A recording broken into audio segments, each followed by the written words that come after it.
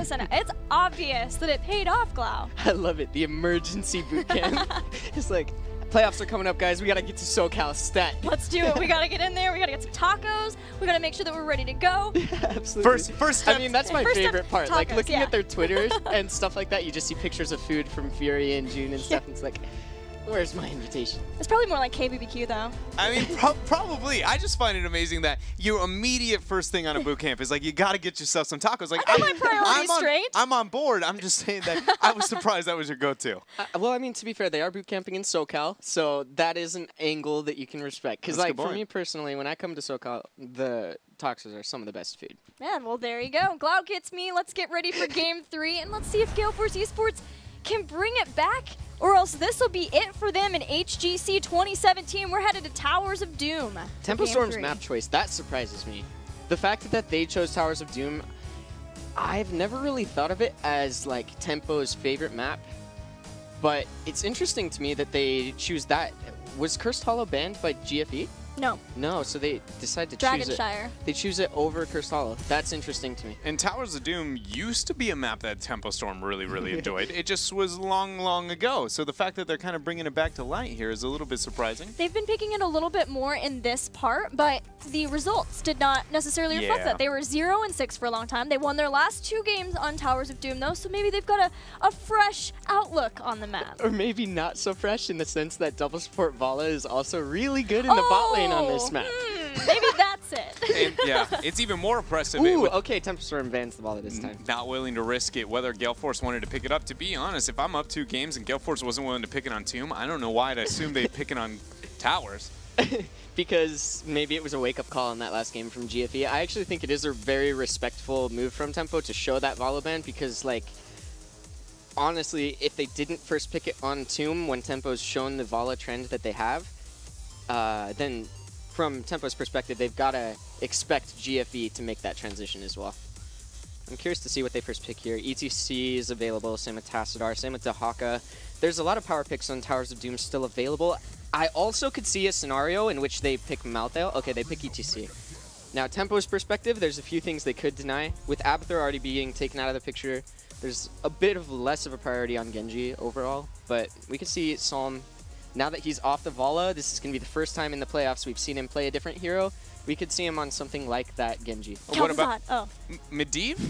That's true, too. I mean, is there not? I'm automatically concerned. The minute I pull away from the Vala, I go, Medivh on a map like Towers? We're talking 12 months ago, like preparation to BlizzCon, that version of Tempo, Astral Authority, they used to take people to Towers and just put a heavy emphasis on Stitch's Medivh and kidnap. That sort of strategy in general. And I wonder if they're sort of coming back to Towers with that mentality. I had to think so far back, but we could see Stitch's Medivh later. Yeah, maybe. I just know that Tempo Storm has been more comfortable to bump out the Medivh probably, I think, week 3 of part 2 that they started showing that they have it within their arsenal. Okay. And a map like this, wouldn't be too surprised to see it come out here, but they go with that Rhaegar and the Malthael. Rhaegar a lot higher than we've seen of every other pick from Tempo Storm, but also because the Vala's gone. Well, it's not only because the Vala is gone, I think selecting Malthael for your off lane means that, in general, you're not going to have that same global presence you otherwise would. So Rhaegar, in the support role, can kind of compensate for that lack of global pressure with his improved wave clear, his good camp control, and then also that synergy between those 2 heroes is interesting. But in team fights, Malthael and Rhaegar have a beautiful unison when it comes to their ultimates. It also probably gives them the possibility of going into double support still, but not completely limiting them to that. Because Malthael, he can thrive with 1 support, and he can thrive even harder with 2 supports. So, and Tempo's already shown in every single game that they like the double support. We can see if they can go into that later. If GFE picks a few heavy auto attackers like, okay, Greymane Lucio, I could actually see a world where Tempo's secondary support is Lili, or GFE bans the Lili away. Yeah, in order to try and remove that, especially if your main damage dealer is going to be that Greymane, you do not want to deal with Koth and Luck on the Lili. Always ready for adventure. For sure. I also think Brightwing is maybe functionally equivalent for Tempo Storm, so they might not prioritize Lili on the next pick. And GFE might ban the Brightwing instead due to the Emerald Wind disengage versus Lucio. Man, the disengage to be able to deal with is absolutely terrifying. Do you think Arthas is going to show? Does it have to show for either side of the table? I know for the Gale Force, when I see anytime Greymane and Lucio stick together, I immediately go, Arthas could be very, very effective. But do you think that is going to come out here? I feel like for Gale Force, they have to make changes, so I automatically feel like all assumptions are kind of out the window for them, whereas Tempo is going to stick to what's been working. I would not personally like the Arthas pick, primarily just because the Malthael is already shown. Okay. Malthael would just thrive off of the ghouls and off of the fact that Arthas is another frontliner. I feel like it's just a bad matchup for it, but at the same time, I feel like GFE needs to mix it up. Yeah. So probably how not the they right do direction. it, Yeah. I'm not sure. It could be a Sonya, it could be an Arthas. It could be another double support style composition, but with Greymane as the hyper carry, there's a few options GFE has here. But I think the #1 priority for them is banning away what they are most scared of in the second support slot from Tempo or a hyper carry. And for me, that it has to be the Brightwing, right? For like, if I had to choose one, Brightwing does a little bit of everything too much. Yeah. She's the one thing I don't want a part of double support, because in every version of double support, I can rely on healing being a problem. So then I have to start considering, well, what else? Brightwing, the global and the hard crowd control, she is unparalleled compared to every other support. So I think that makes sense to go with her. I think so as well. I just think in general, Brightwing has a good matchup against ETC as well as Lucio. Oh, yeah. She can position in such a way to give her E to the target that's slid, as well as polymorph the mosh pit and have Emerald Wind to disengage the Lucio's break it down. Like, those things, it makes a lot of sense that Brightwing was the choice to be banned out there. I'm really hoping we see Gale Force go in. If they're going to follow up with another warrior whatsoever, I hope that it's going to be that Tyrael and they just go for a more melee kind of death ball strategy and not pull away from it. Yeah, you know, Dread really enjoys AoE sanctification. I feel like it just enables so many playstyles. It's so hard to deal with. It's just hard to play with as well. Yeah, and Tyrael already has so many good pairings on the side of Gale Force with the ETC Lucio Greymane. My one concern, if they do go Tyrael, would be map pressure. What can they do in that aspect? But they do have ETC post level 10 to swap to that off lane, and Tyrael could be the main tank. Alternatively, if GFE didn't pick a mage or something, like they could pick a Falstad as well and go into that global. But we do see the Medivh, and they're hiding tank for last. That is suspect to me. Suspect for like, Stitches? Can you yeah, I feel like I see a Stitches in our future. I see Stitches the most likely. Can you think of any other one that you would put in that area? Well, there's a lot of tanks that do synergize with Medivh particularly well. Into ETC Lucio Greymane, I wouldn't really enjoy the Diablo. Also on towers, not so much. I feel like Stitches is good. Garrosh also, we've seen a lot from Fury, phenomenal play, and they have an inherent synergy between the two. Being able to just portal in, throw someone back, portal out, cue them towards you. It's actually a really sick combination that you don't get to see very often. Sounds like you would be very practiced. You have to be very practiced with that, though. Yeah, for sure. And also, the portal taunt is very, very strong, too, with Garrosh. That's true. We'll see if that final pick is a Stitches or a Garrosh, but we are looking for the last 2 picks for Gale Force Esports.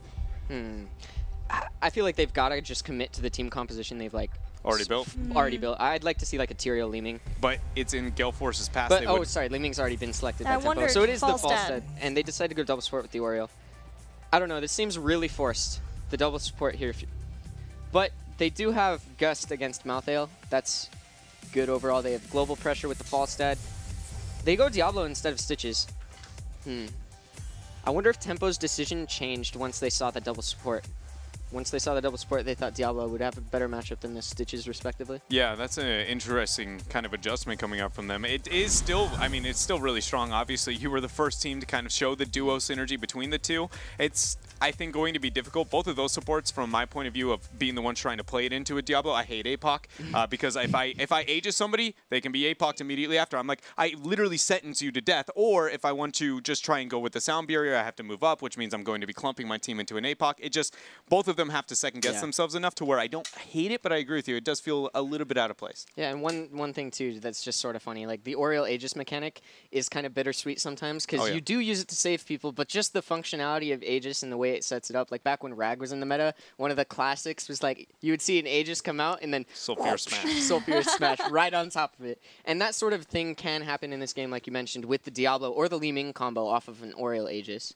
So that's a bit scary. Yeah, it is going to be very scary. Well, quickly, before we get into the game, I want to know your predictions. Does Gale Force win this, or is Tempo Storm going to take it home? Tempo Storm's looking dominant. I mean, we haven't seen them off of double support Vala, so this is going to be telling, but I favor their draft heavily.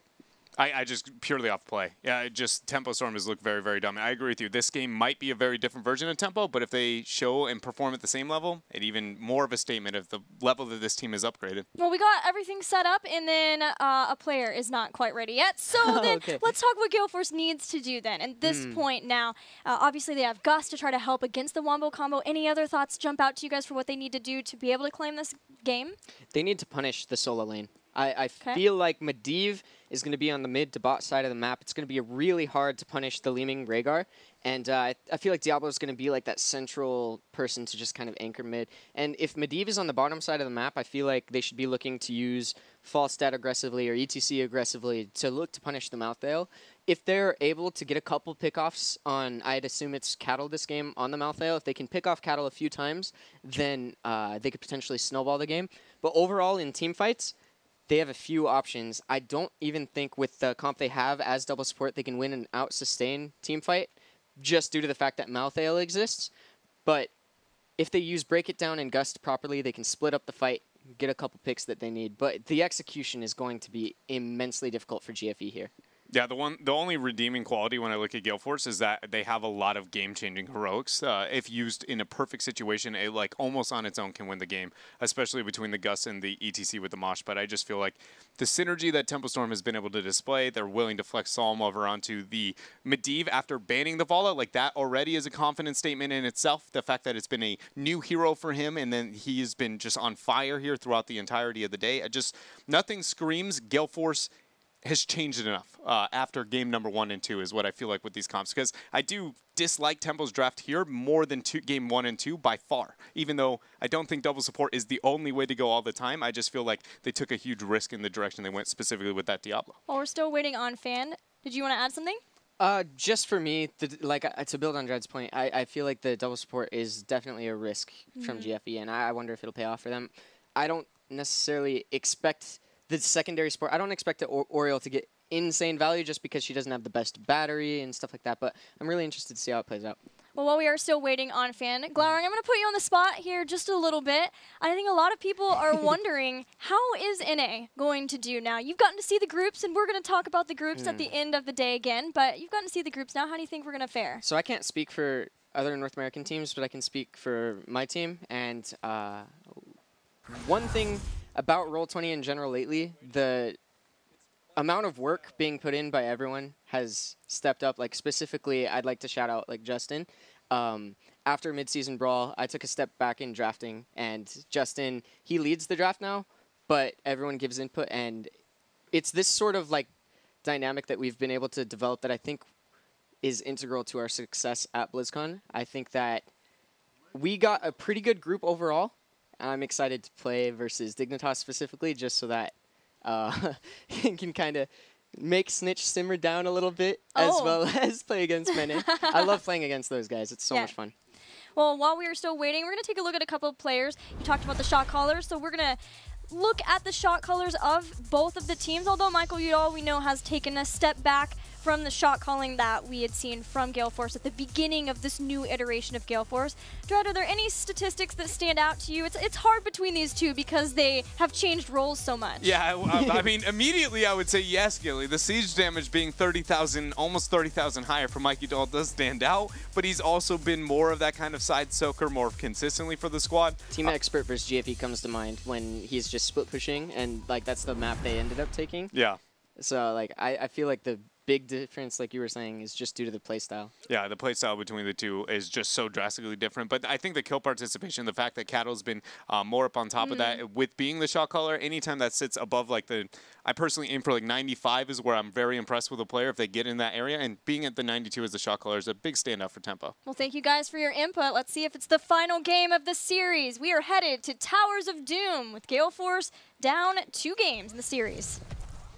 In Tempo Storm, 1 game away here from the goal, BlizzCon, HGC Finals. But Gale Force Esports, man, after having so long here, you know, I say so long, but it's been 2 weeks. But in the world of esports, that is so long. An eternity. To have to prepare here for the series.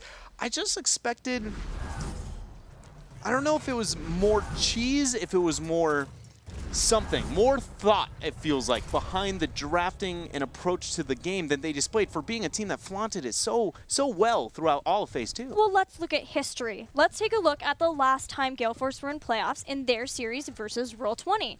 They came in, the first game, they took away every single comfort pick you could possibly think of that was a Roll20 comfort pick, and ended up losing that game, but they were so far ahead. They are traditionally the team that has come into these very important, big, hype series versus teams like Roll20 and Tempo Storm, and they seem to have every single game plotted out to a T. And we haven't seen any picks really like that, and whether that's to the credit of Tempo Storm, that Tempo have forced Gale Force to play on their level, the way that they're wanting to play, and they're controlling the drafting that well, or that it's Gale Force feeling like they are confident enough as a team that they don't have to bring in those kinds of strategies, that they can play more to just a strength within the meta. So far that hasn't worked out for them. And now it comes down to this game.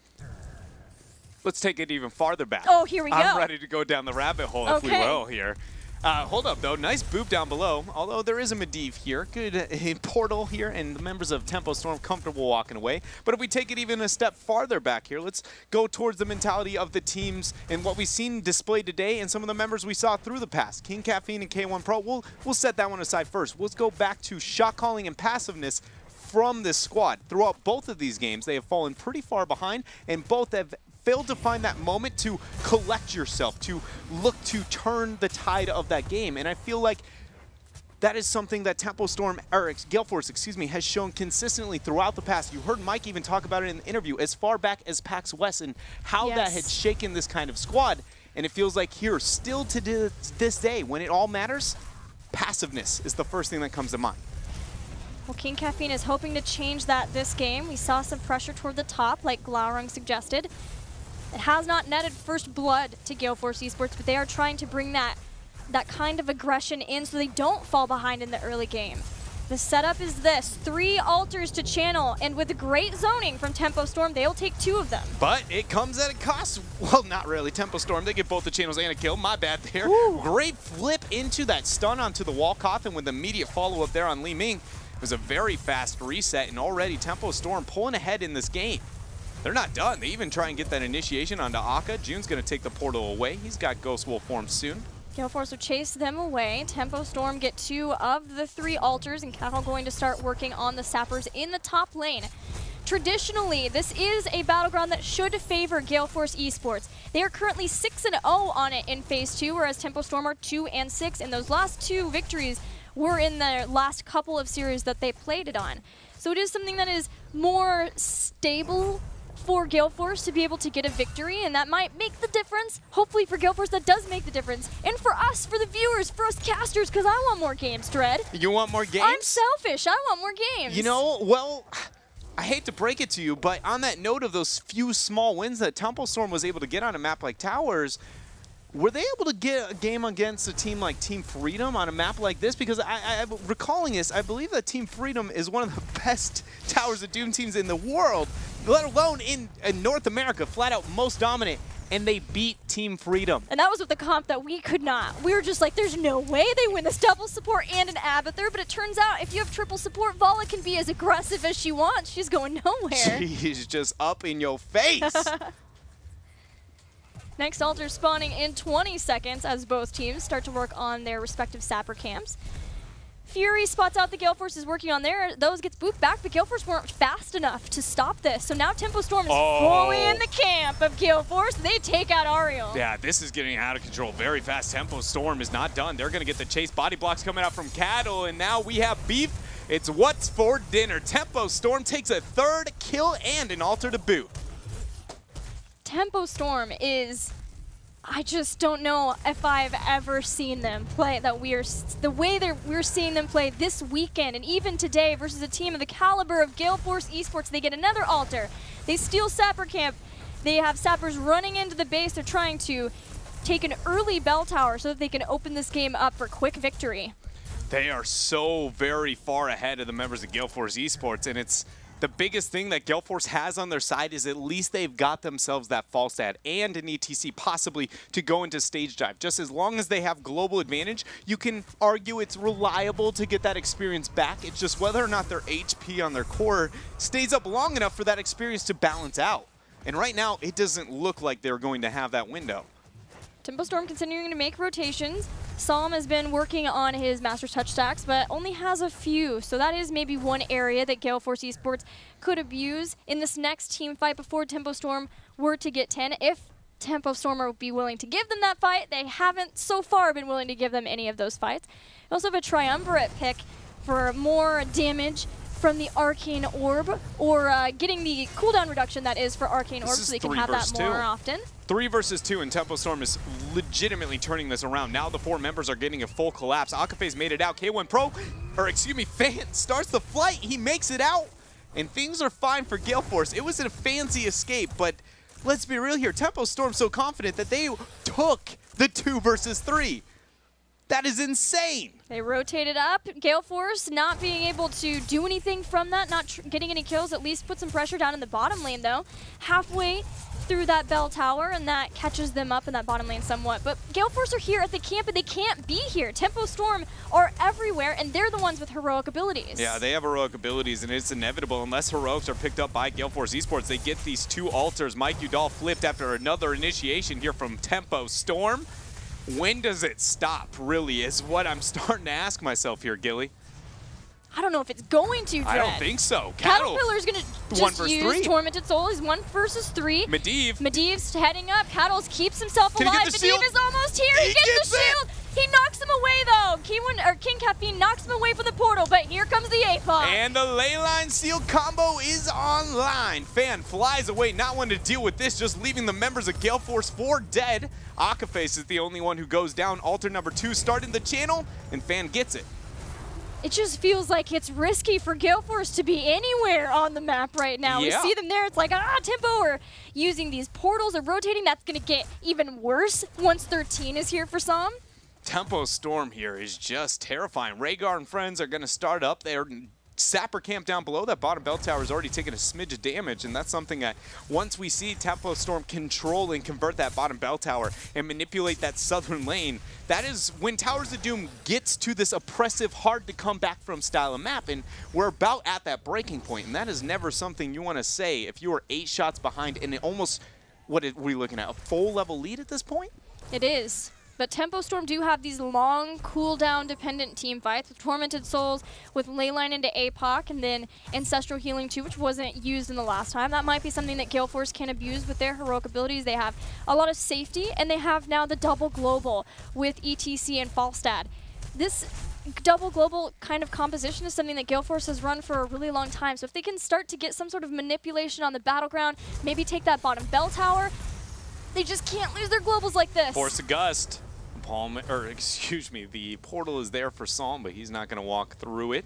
We have 7 more seconds for the APOC to come online. A lot of pressure of Gale Force on bottom, but the collapse from Tempo Storm is going to be real. There's no gust to disengage this either. No dismount, anchoring from Calf. Leyline Seal, this is very scary for Gale Force Esports. They might just try and force this. Gale Force are feeling the pressure, feeling the panic. They needed to get something done, but the good zoning and the time that was bought by Fan on that Falstad did give them the bell tower control. So this is a point for Gale Force to try to get back in this game. They're down to 13, but structurally they're starting to get an advantage that they could do something with their globals with. Which altar do we see the members of Gale Force focus on here? Down that talent tier, you know that taking 1 is ideal for them, just going even with the members of Tempo Storm. 7 seconds away. Falstad's yet to indicate if he has any interest in making his way down.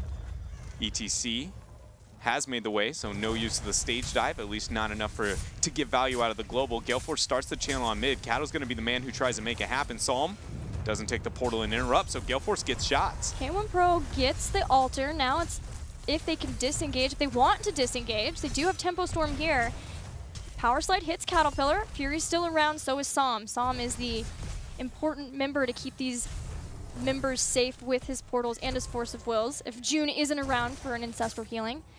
They trade, and that is about as good as Gale Force can get that with the zoning currently. 13 is here for Gale Force. I can't believe Tempo was given that afterwards. Both teams played that a little bit different than I expected. Tempo, I assumed, would be a lot more aggressive, but then when they stopped, I was like, you know, I can understand that there's bell towers nearby. You don't want to burn the ley line. Again, they're cooldown dependent composition, but then Gale Force got the 13, and then they were willing to give it up too. Both very just considerate of what decision they're going to make, not wanting to make the one that ends up losing this game, because we are sitting match point between these two teams. Power slide, going to be dropped there, but one Medivh shield's enough to say nigh. Portal is going to be used by Tempo.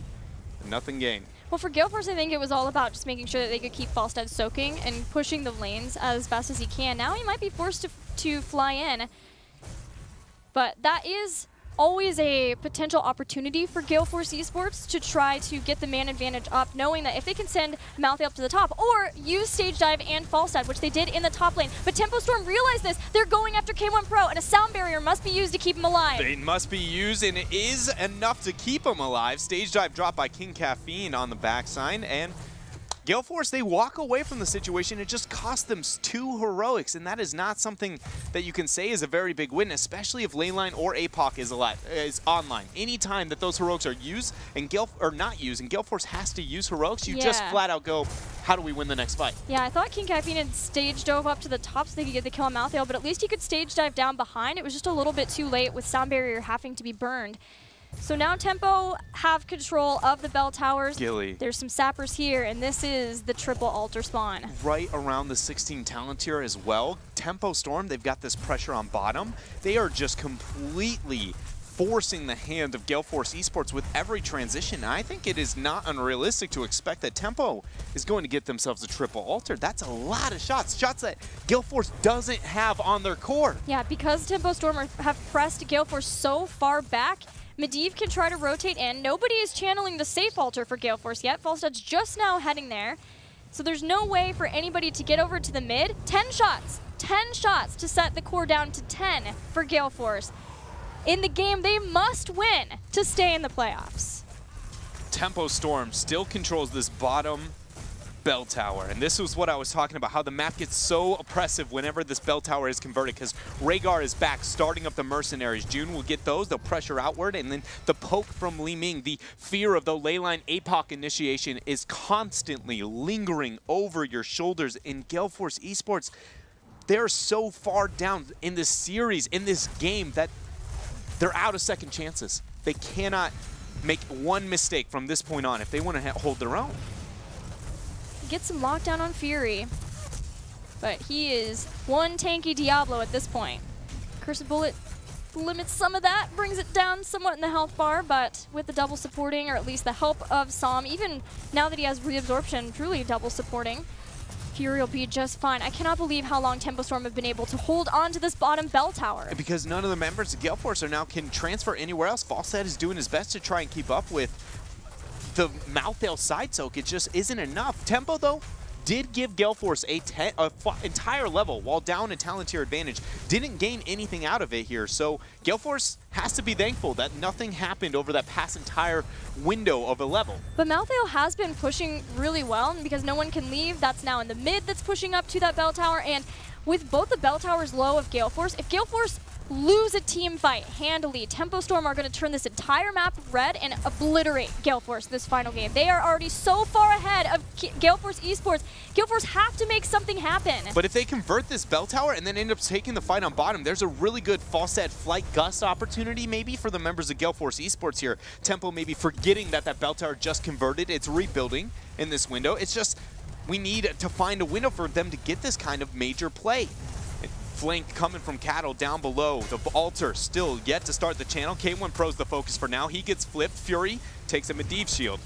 It's the Medivh shield. There's the leyline seal is out. K1 Pro completely separated from the rest of the team, but gets back to Fan and Mike Udall. The Apocalypse went down after that, but King Caffeine had the Aegis. Now they take down Diablo. He will be back because of the souls, but this is a little bit of time where Gale Force have the man advantage. Calf stage on the backside, but Tempo Storm just tries to all in. They're down a man, and they do not care. The portal's going to be taken. Tempo Storm starts the channel up themselves.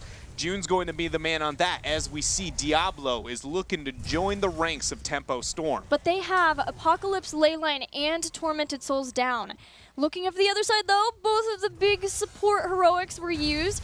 Crystal Aegis and the sound barrier, and no gust for 20 seconds still. So Tempo Storm feel like this is still a fight that they can try to hang around and at least try to delay as long as possible, but in the end, finally backing off. It's not worth losing some staggered deaths. It is not worth losing those, but we find this game is still very much towards Tempo Storm's favor. The experience being back towards Gale Force, or at least even, is absolutely huge, because Tempo Storm, during the talent tier advantage that they had, not once did they ever try and force extra shots other than through those sappers up on bottom or converting them through the bell tower. And just to not lose a boss in 4 extra shots while being down in talent tier suddenly opens up a miracle win condition for them later on.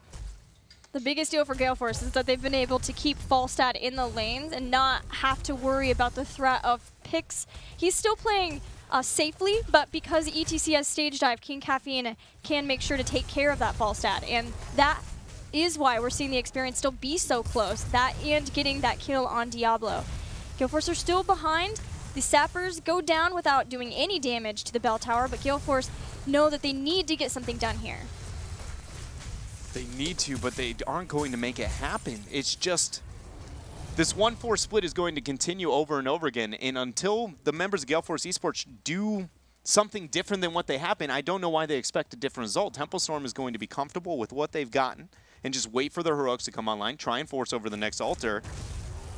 It is nice, though. This game isn't being controlled by Tempo Storm anymore. They aren't always forcing to be reactive for Gale Force Esports. It's just they still need to be proactive at some point in time, make Tempo suddenly look at them and go, maybe we can take this team fight. And this is the best time to do it. Yes, the double global spread back out with 21-10. Gale Force could theoretically trade out on the altars, but man, it's very scary to do that because you're starting to put yourself into lethality on your core. Tempo Storm, pretty close to 20, but maybe not close enough that Gale Force could try to get in and contest the altar for a little bit, see if they get a quick kill before they back out. June will start this channel. Gale Force doesn't show interest to get the delay unless there's going to be a stage dive. No, so 4 more shots over to Gale Force. Falstad in the bottom. Other direction as well, and Falstad with that split push. So they were trading because they were hoping they could get something done with Falstad in the bottom, and because the altars were the top, that allowed Gale Force to transition up to the top and get those sappers. Falstad has been working on that top bell tower for a really long time, so if they could finally just bring that down, but they don't want to just trade out on bell towers because they're behind, that would still be in favor of Tempo Storm. They want to gain control of the map, of the bell towers, but they also still have to respect Tempo Storm and 20. We've got Medivh cheats. Still waiting to see what we get from Diablo. Nice kill. 1 versus 1 onto the Falstad. Saw him flexing on that Medivh there. I have no idea what happened. I saw the invade, but I didn't think it was realistic. He didn't even burn his heroic. So whatever happened, definitely miscommunication and misplay by Gale Force Esports, and not having the gust means Tempo Storm is very comfortable starting themselves up. A boss is going to be given for free, leaving the core of Gale Force Esports down to just 2 remaining HP. Yep, Gale Force at least have to get something out of this. So they rotate to the bottom to try to bring down the bell tower. They have sappers there. They will be able to get it, but because the top was low, Tempo Storm are still going to get a bell tower from that too. Calf is there alone. He has to burn his stage dive if he's going to make it out. The wave of force. 10 more seconds until that's back. 7, 6. No way. King Caffeine is dead too. Gilly, things are falling apart. This might be the moment we look back on. The kill on Falstad and the kill on ETC as what sealed the deal for Tempo Storm. 2 altars in 27 seconds. No ETC for 51. He has stage dive back up, but can Gale Force Esports stop Tempo Storm from getting these altars? Especially with all of the bell towers now being controlled. It's only the bottom that Gale Force has any stronghold left. The flight, the gust attempt to push them in. The area wins. Tormented Souls has dropped. Tempo Storm is going to force this fight. 3 versus 4.